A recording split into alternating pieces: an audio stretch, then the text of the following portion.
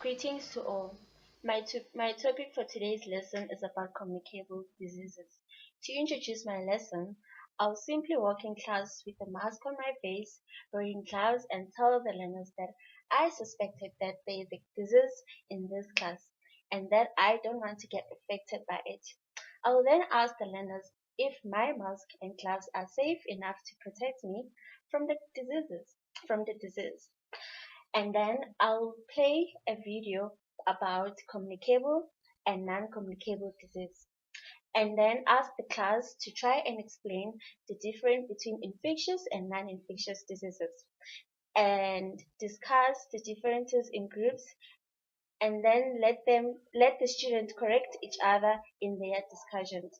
And finally, I'll clearly explain to the learners the difference between infectious and non-infectious diseases. For the theme, I'll use HIV and AIDS awareness.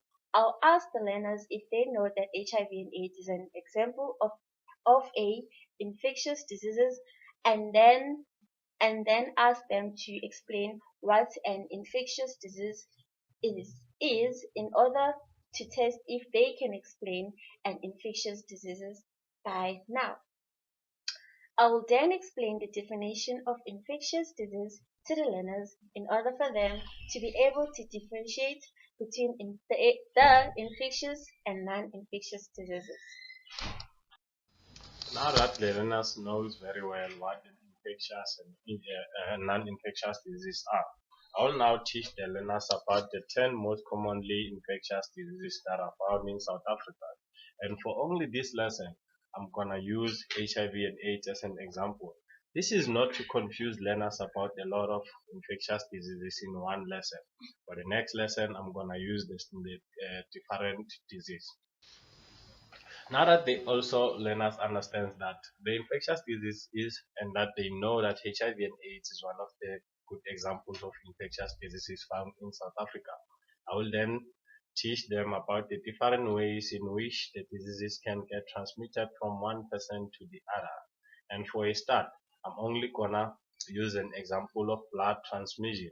This blood transmission actually is only to make learners understand one transmission in a day.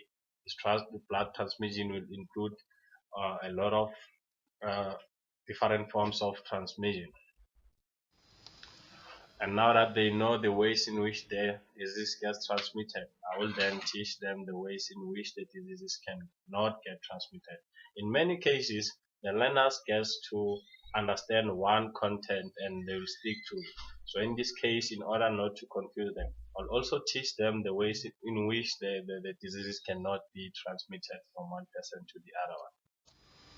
After the learners knows and understand the different ways in which the disease can get transmitted from one person to the other, I'll then close by teaching them the ways of treating the disease if you are already infected.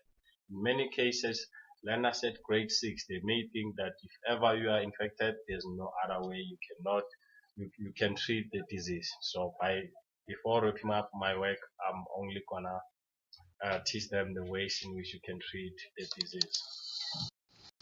Wrapping up my lesson, I will test the learners by dividing them into two groups, which one group will discuss 5 ways in which you can get affected, and the other group to discuss about 5 ways how to treat the disease if you are already infected.